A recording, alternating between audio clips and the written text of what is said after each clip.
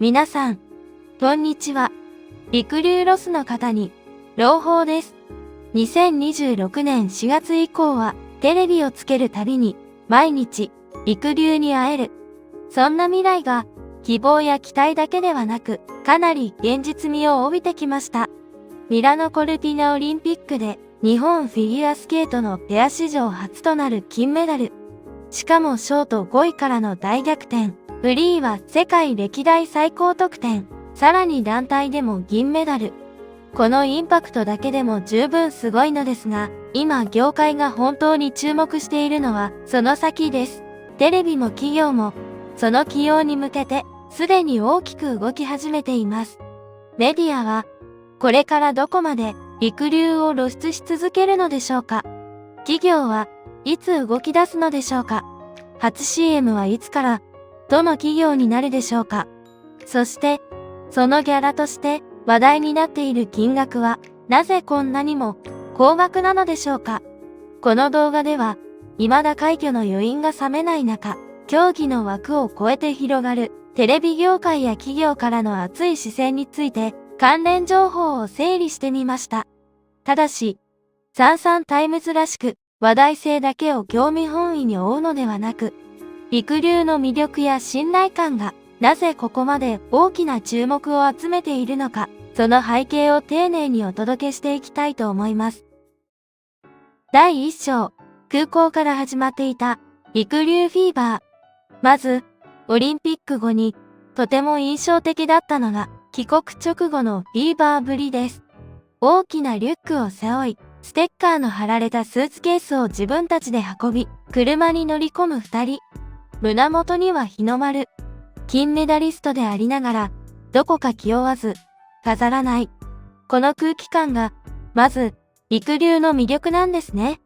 そして、二人が2月24日に帰国すると、その後は、会見やワイドショー、テレビ、ラジオ出演、地元の関係各所への訪問などの予定がびっしり。まさに引っ張りだこ。帰国会見では、木原選手が、オリンピックでは心が折れそうになった瞬間もあった、と振り返りながら、たくさんの支えへの感謝を語っていました。三浦選手も、自分たちの積み上げてきた練習を信じて戦えたこと、そして金メダルと団体銀を持ち帰れた喜びを、まっすぐな言葉で伝えていました。さらに会見では、木原選手が、しばらくは好きなものを食べたい、キャンピングカーで、アメリカを横断したいと語り、三浦選手は、日本食、お寿司などをたくさん食べたいと笑顔で明かしています。この、金メダリストなのに、近寄りがたくない感じ。大舞台を制したのに、言葉に気取りがない感じ。これが、テレビにとっては、非常に扱いやすく、引っ張りだこになる理由なんです。陸流は、ただ強いだけではなく、映したくなる。ここがまず、最初の大きなポイントです。第2章、もう数字が出ている。陸流効果は本物だった。では、企業は何を見ているのか。それが、すでに、数字として出始めている点です。参考記事で紹介されていたのが、陸流が愛用しているという、惣菜ブランド、うちの屋の反響です。代表取締役 CEO の内野俊樹さんは、ホームページへのアクセスが過去最大級、実際の購入も普段の10倍ほどまで伸びていると語っています。単にニュースになったではなく、見た人が実際に動いている。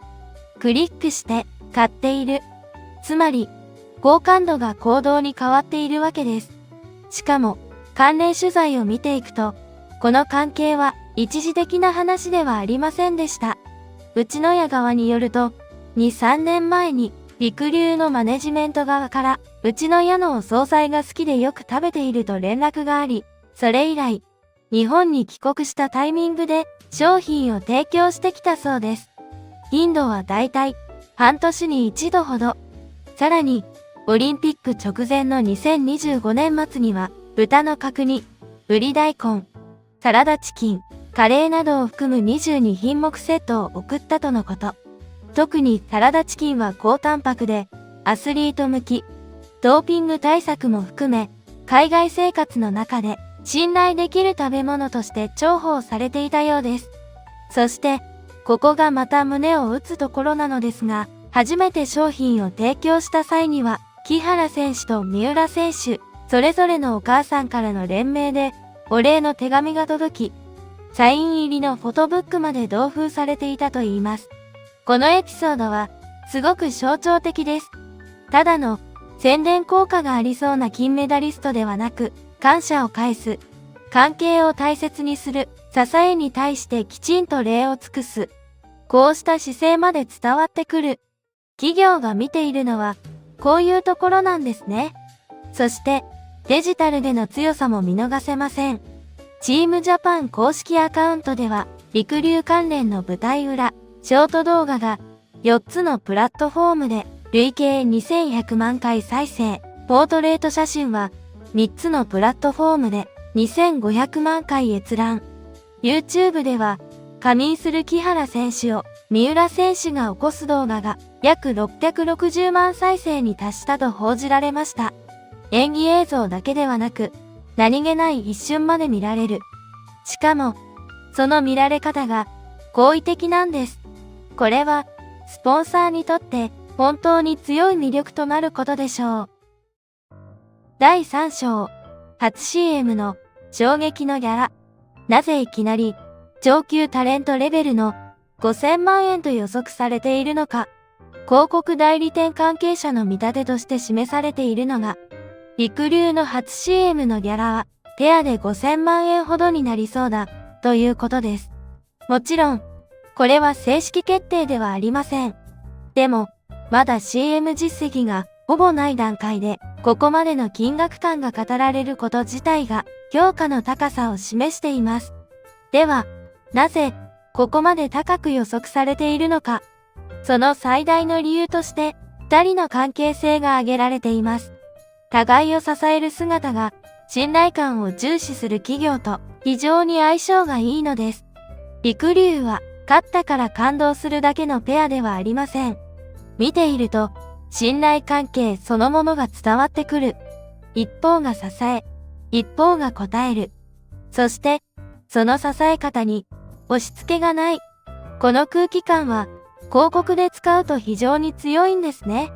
すでに、初 CM の有力候補として、通信系や自動車メーカーの名前が挙がっています。例えば、スマホなどの通信。離れていてもつながる。支え合う。心が通う。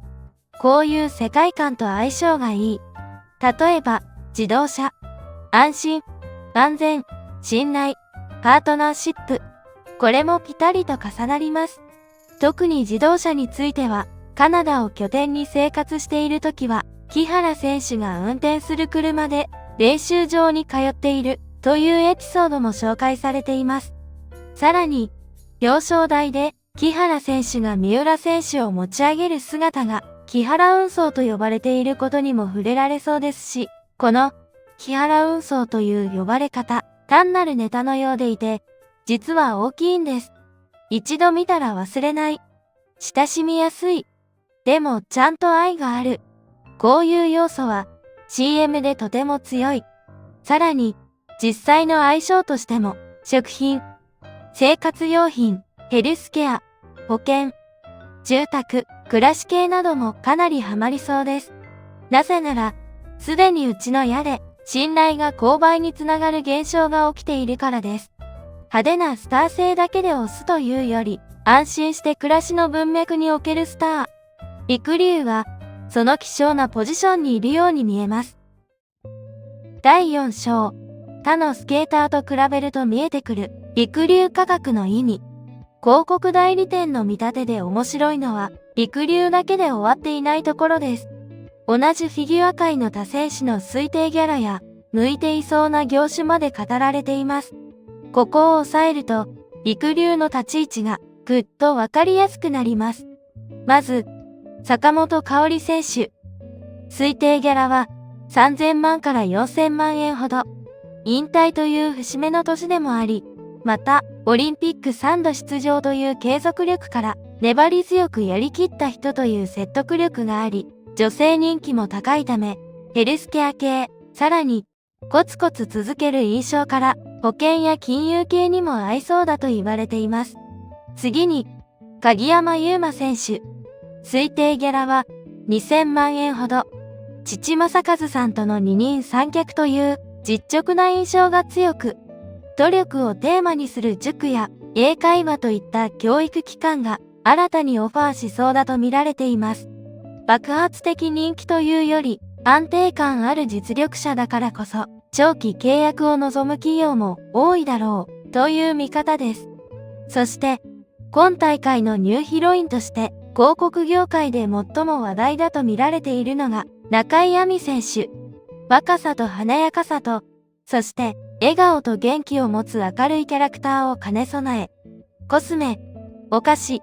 通信など若年層向け商品が候補として挙がっており、さらに推定ギャラも1000万円ほどという低価格が魅力とのことです。しかも本人が曲や衣装に合わせてメイクを変えたり、YouTube でメイクを研究したりしていること、チークやパッチリしたまつげがすでに話題であることから、コスメとの相性は抜群だとされています。同じく佐藤駿選手も推定1000万円ほどで競技ファンからの支持が厚いため、スポーツ用品など玄人好みの起用が増えると見られています。ちなみに先輩世代では羽生結弦さんが別格で推定6000万から8000万円、契約次第では1億円に達する場合もあるとされ、国内外の知名度の高さから今なおグローバル企業のオファーがあると言われています。そして浅田真央さんは4000万円ほどで引退後も高い好感度を誇る、安心して起用できる国民的スターという位置づけで今でも目にしない日はないですよね。この参考情報を見てみると、りくりゅうのペアで5000万円という推定はかなり強い評価です。まだ本格的な CM の実績がない段階としては相当に高額な評価です。しかし、注目すべきは、りくりゅうの場合、個人のスター性だけではなく、二人で成立する物語と、二人セットで出した時の絵の強さがあることです。これは他の選手にはない武器なんですね。第5章、なぜ4月以降もテレビに出続けそうなのか。本当に2026年4月以降もりくりゅうはテレビにあふれるでしょうか。もちろん未来はまだ確定していません。でもそう見たくなる材料はかなり揃っています。まずオリンピック後の露出がすでに大きい。帰国会見、関連報道、ワイドショーでの扱い。さらに2月23日には NHK スペシャル絆で掴んだ金メダル、りくりゅう大逆転の舞台裏が放送され、2年間にわたる独自取材で金メダルまでの道のりが特集されました。さらに3月20日には、徹子の部屋特別編がゴールデンタイムで放送されました。番組では、2人がオリンピックの演技を見ながら解説し、関係者の証言や秘蔵映像も交えて、意外な素顔や舞台裏に迫る構成が組まれました。通常の徹子の部屋ゴールデンタイム特別編は数組のゲストで構成されることがほとんどですが、りくりゅう一組だけで2時間の特番を構成されたというのは異例中の異例と言えるでしょう。これだけでも十分に熱いのですが、4月にはさらにスターズオンアイス2026が控えています。公式発表では、りくりゅうは出演者に名を連ね、大阪公演最終日の4月5日は TBS チャンネル1で独占生中継が予定されています。つまり、オリンピックの余熱が冷めるどころか、2月はオリンピック、2月下旬は帰国特番、3月は徹子の部屋、4月はスターズオンアイス生中継、という風に露出の波が連続しているんです。競技の感動があり、舞台裏の絆があり、本人たちの人柄も良く、さらに画面映えも良く、そして、なんといっても、好感度が高い。この条件が揃うと、特番、情報番組、ドキュメンタリー、アイスショー中継と、いろいろな番組に載せやすくなります。そうなると、CM でも起用しやすくなり、また、4月は、年度初めで、年間契約クールの節目でもあるということから、4月以降テレビに溢れる、という流れは、もう揃ってきているようです。第6章。そして最後に、次の発表が、さらに大きな波を呼ぶかもしれない。もう一つ、忘れてはいけないのが、世界選手権自体の発表です。陸流は2月27日、日本スケート連盟を通じて、世界選手権2026の出場辞退を発表しました。理由は、オリンピック後すぐに、心身のコンディションをオリンピック前の状態まで戻すことは難しいと判断したため、そして、そのコメントの最後には、こうありました。今後に関しては、シーズンが終わった後に、私たち自身で発表させていただきます。この一文、非常に気になりますよね。休養なのか、今後の活動方針なのか、競技継続についてなのか、あるいは、少し違う形の発表なのか、何が来るのかは、まだわかりません。でも、こうして、自分たち自身で発表すると予告が出ていることで、メディアも企業も次の動きをじっと見ている状態になっているはずです。もし、この先、競技継続の意思や新たな目標が語られるなら、CM 価値はさらに上がるでしょう。逆に、少しペースを落としたとしても、テレビやアイスショー、広告の世界では、陸流を見たいという声は、しばらく続くことでしょう。まとめ、陸流は、金メダルだけでは終わらない。ここまで見てくると、陸流は、もう競技の結果だけで語る存在ではありません。信頼される。応援される。見ていたくなる。そして、企業が起用したくなる。金メダルで終わらず、金メダルの後に価値がさらに広がっている。そこが今の陸流の凄さなのだと思います。2026年4月以降、本当にテレビに溢れるのか、CM キング&クイーンになっていくのか、断言はまだできません。でも、そうなっても全く不思議ではないところまで、陸流はもう来ています。陸流は金メダルだけでは終わらない。金メダルの感動は競技結果だけで終わりません。それをきっかけに人柄や物語、存在感までもが社会全体に広がっていく。陸流はまさにその段階に入ったのかもしれません。もし今後本当に初 CM が発表されたら、どんな企業で、どんな演出で、どんな空気感になるのか、通信なのか、自動車なのか、あるいは全く別のジャンルなのか、競技の舞台で日本中を沸かせた陸流。次のステージでも二人らしい魅力がどう広がっていくのか、二人の持つ温かさや信頼感がどんな形で映像になるのか、今から楽しみですね。また続報がありましたら、サンサンタイムズではほっこりとお伝えしていきます。いいねとチャンネル登録をいただけると、次回の動画の通知が届きますので、ぜひお願いいたします。メンバーシップでも、ぜひ応援いただけると、とても励みになりますので、どうぞよろしくお願いいたします。ご視聴ありがとうございました。